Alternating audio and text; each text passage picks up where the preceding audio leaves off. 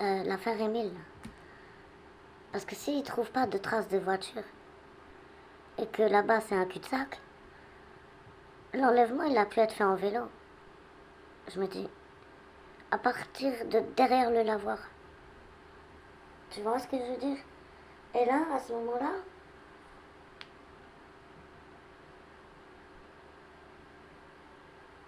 regardez, il chope Émile à la fontaine. Il fait demi-tour. Il repart à la maison du grand-père où il planque l'enfant à l'église. Ou si c'est un bâtard, et ben il part avec Émile et ça y est. Ensuite, de toute façon c'est des bâtards quoi qu'il arrive.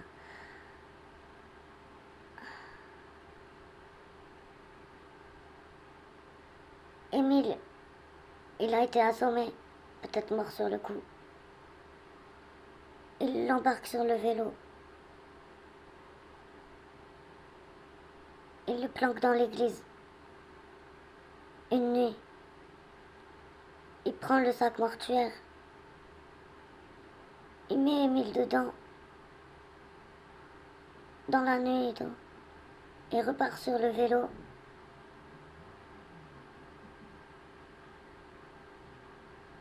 Pour aller cacher le corps, le déshabiller et laver les vêtements. Ça y est, le corps, maintenant, il a été déplacé 2 fois déjà.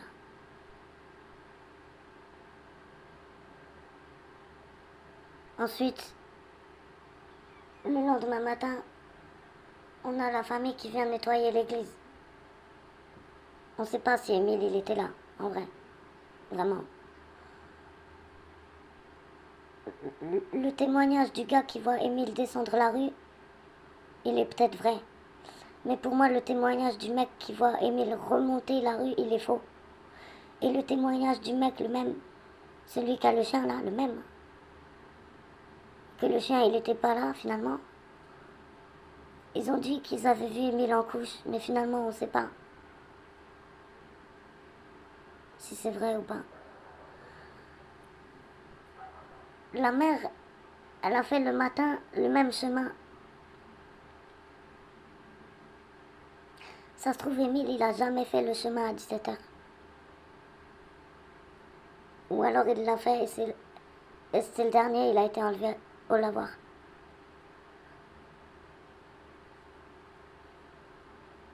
Ensuite, on a tout le cirque médiatique, la famille qui nous éloigne un peu les pistes en nous dirigeant sur le domaine religieux.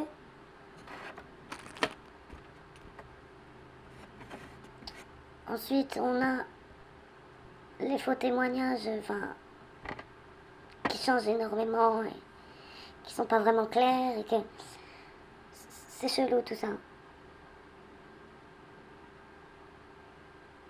Et le jour de Pâques, on a le crâne qui ressort.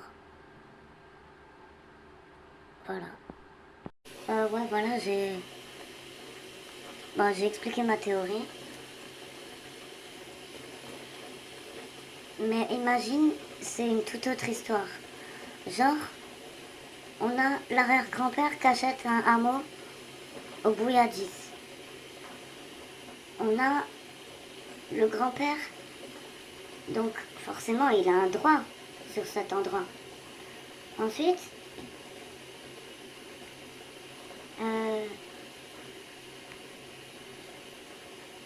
il a des affaires avec des collègues.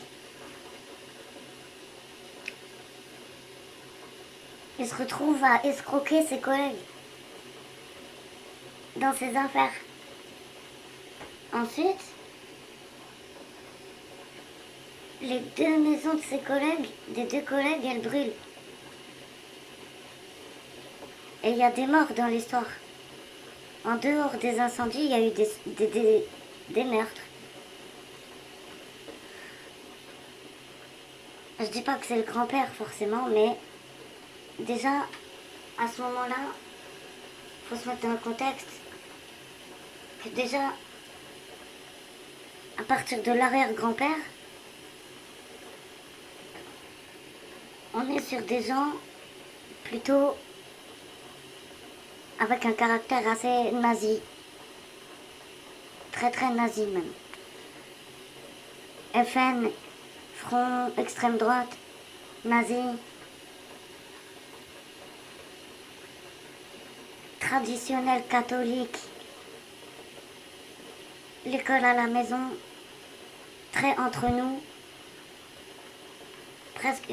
Déjà, ils ont fait partie d'une secte.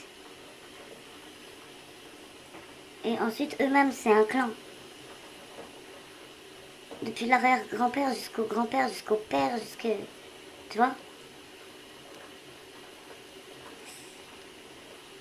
Mais là, imagine-toi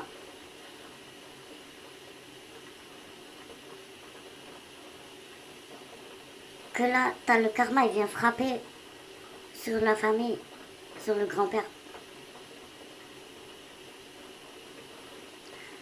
Parce que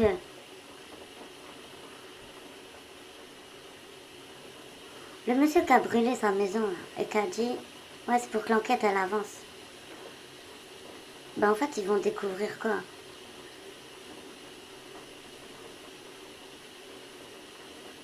Ils vont mettre le point sur le fait que ils ont le profil parfait en fait, en fin de compte. Tu vois? Mais si l'histoire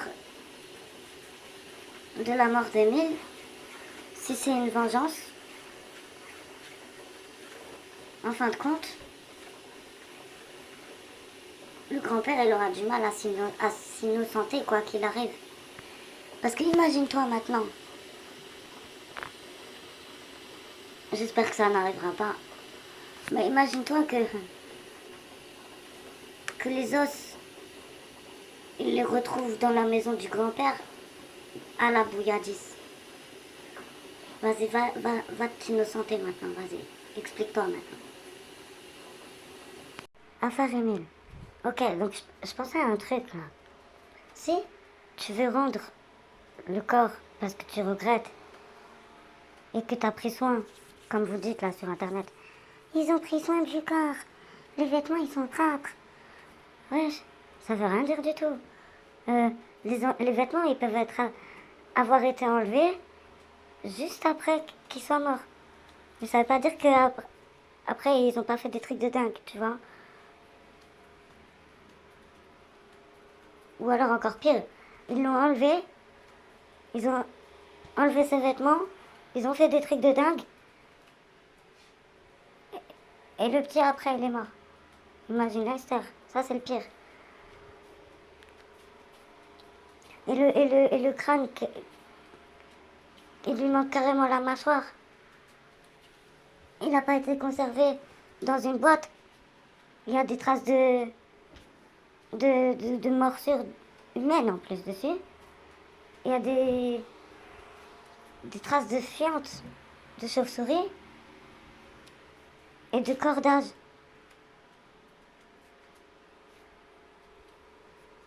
Et peut-être même, je crois, une espèce d'odeur d'essence ou un truc comme ça.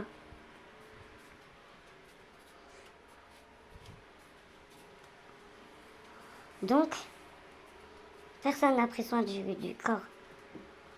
Il a été déplacé plusieurs fois. Et c'est dégueulasse parce que la mère, elle a pu faire le deuil. Les grands-parents, ils étaient carrément joyeux, comme une libération, le jour de l'enterrement. Mais nous, est-ce qu'on a fait le deuil? Moi, j'ai pas fait le deuil, non.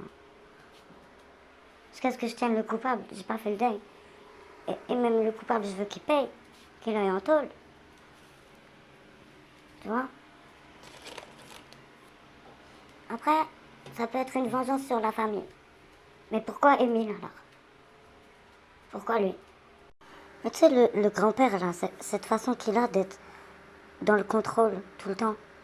Et même ses erreurs, elles sont contrôlées devant les caméras, en tout cas.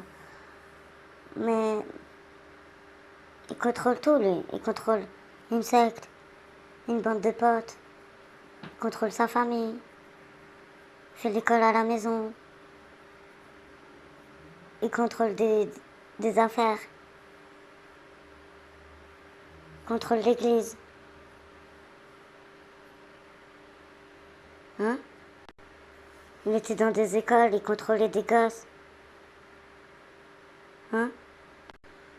Il veut même contrôler dans la politique. Donc pour moi, ce jour-là, il a tout orchestré, de A à Z, jusqu'au faux témoignage, fausse mise en scène de la journée, depuis au moins jusqu'à midi, je pense. Ah ouais? Et si Émile il avait été retourné à la cabane, le premier réflexe humain des grands-parents, et ça se serait su, ça aurait été d'interroger les enfants en premier.